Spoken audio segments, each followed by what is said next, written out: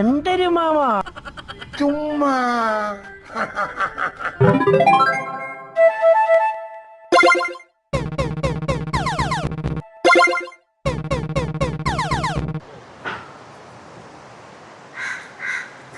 അയ്യോ ഇവ എന്തൊരു കമന്ന് വരണേ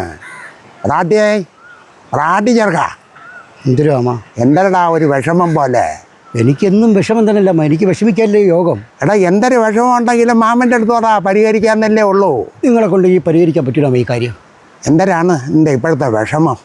ഞാൻ ഇപ്പോൾ ഒരു വീട് വെച്ചില്ലേ, ഓ അത് തന്നെ എൻ്റെ ഇപ്പോഴത്തെ വിഷമം. എടാ കടവും കാവലും മാറ്റി തന്നെ ഉള്ള എല്ലാവരും വീട് വയ്ക്കുന്നത്. പിന്നെ ലോൺ അടയ്ക്കേണ്ട കാര്യം ചില സമയം പറ്റിയില്ല എന്നുണ്ടെങ്കിൽ മാമൻ കൂടെ സഹായിക്കാം, അല്ലാതെ പിന്നെ എന്തരേ. ഈ കടവും കാവലും മാറ്റില്ല നമുക്ക് തിരിച്ചു കൊടുക്കാൻ ലോണും എങ്ങനെയെങ്കിലൊക്കെ അടക്കി. ഇപ്പം അതൊന്നും അല്ല മാമ പ്രശ്നം. പിന്നെന്തരേ 25-ാം തീയതി എൻ്റെ വീട് പാല് കാച്ചി. ഞാനും നീയും കൂടെ ചെന്നല്ലേ ജോത്സ്യൻ്റെ അന്ന് പിന്നെ ദിവസം കുറിച്ചത്. നമ്മൾ രണ്ടുപേരും കൂടെ പോയി തന്നെയല്ലേ ദിവസം കുറിച്ചത്.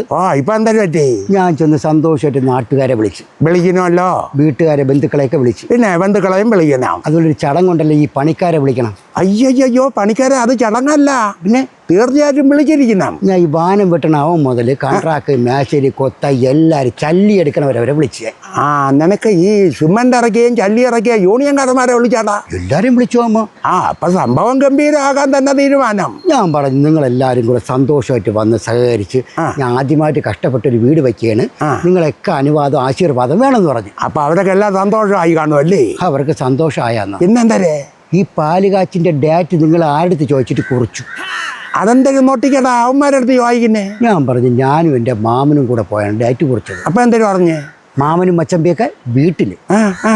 ഇവിടെ അത് നടക്കൂല, നമ്മൾ പറയാതെ നിങ്ങൾക്ക് അവിടെ പാല് കാച്ചി 25-ാം തീയതി നടത്താനും പറ്റൂല, വീടിൻ്റെ അകത്ത് കയറാനും നമ്മൾ സമ്മതിക്കൂല.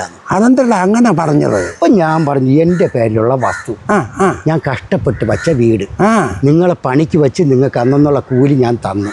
അന്നുള്ള കൂലി ഞാനും കൂടെ നിന്നല്ലേ പലപ്പോഴും കൊടുത്തിട്ടുള്ളത്. 1 രൂപ പോലും കുറച്ചില്ല അമ്മ. അവർ പറഞ്ഞതിനെക്കാട്ടി കൂടുതലേ നമ്മൾ കൊടുത്തോളൂ. പിന്നെന്തരുന്ന് അവരിപ്പോൾ ഒരൊറ്റ വാക്കി പറയണത് നടക്കൂല, കോപ്പി റൈറ്റ് ഉണ്ടെന്നതിന്. എന്തരേ മാമ കോപ്പി റൈറ്റ് ഉണ്ടെന്ന്. പകർപ്പവകാശം കൊടുക്കണമെന്നാ? മാമ ഇവരല്ലേ ആമ ഓരോന്നെടുത്ത് പകർന്ന് വച്ചത്. സിമെൻ്റ് ആയിരുന്നാലും കട്ടളായിരുന്നാലും ഈ വയറിങ് ആയിരുന്നു, ഇതെല്ലാം പകർന്ന് വെച്ചതല്ലേ. അത് ഒരു പകർപ്പവകാശമാണ്. അതുകൊണ്ട് അവർ അനുവാദമില്ല, നമുക്ക് അവിടെ കയറി താമസിക്കാനും പറ്റൂല, പാല് കാച്ചി നടത്താനും പറ്റൂലെന്ന് മാമ. അയ്യോ എൻ്റെ മാമ, ഞാൻ ഇതൊക്കെ കേട്ടിട്ടുള്ളത് സിനിമയിലും സംഗീതത്തിലും പാട്ടിലൊക്കെ മാത്രമേ കോപ്പി റൈറ്റ് കേട്ടിട്ടുള്ളൂ.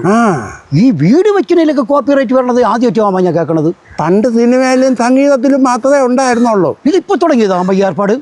ഈ ചുവട് വെച്ചാണ് ഇപ്പോൾ യവന്മാരും പല മേഖലകളിലും പകർപ്പവകാശം ചോദിച്ചുകൊണ്ടിരിക്കുകയാണ് ഇപ്പോഴും. വല്ലാത്ത കഷ്ടമാകുമ്പോൾ ഞാൻ പിന്നെ വിഷമിക്കാതെ എങ്ങനെ ഇരിക്കും? എന്തായാലും നിങ്ങൾ ഇവിടെ നിൽക്കും, ഞാൻ ഒരു സ്ഥലം വരെ പോയിട്ട് വരട്ടോ അമ്മ. ഇല്ല എവിടെ പോണ്ടാ?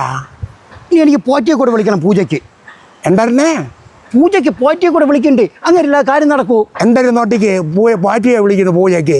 മാമ പോറ്റിയില്ലാതെ എങ്ങനെയാ അമ്മ പൂജ നടത്തും? പോറ്റിയും വേണ്ട, ഒരുത്തരും വേണ്ട. പിന്നെ നിന്റെ മാമൻ നടത്തും പൂജ. അതെങ്ങനെ നടത്തും മാമായി? മാമനൊക്കെ നടത്തുന്ന രീതിയിൽ നടത്തിക്കോളാം. എന്തിനാ അമ്മ നിങ്ങൾ പറയണത്? എടാ ചെറുക്കാൻ നീ ഉണ്ടല്ല, പോറ്റിയെ കൂടെ വിളിച്ചാ ഇന്ന് വീട്ടിൽ കയറി താമസിക്കണമെങ്കിൽ പോറ്റിക്കും കാപ്പി റൈറ്റ് കൊടുക്കേണ്ടി വരും. എന്തിനാമോ? പോറ്റിക്ക് വരെ പകർപ്പവകാശം കൊടുത്താലേ വീട്ടിൽ കയറാൻ ഒക്കുള്ളന്ന്. എന്തൊരു മാമ ഇത്? നോട്ടി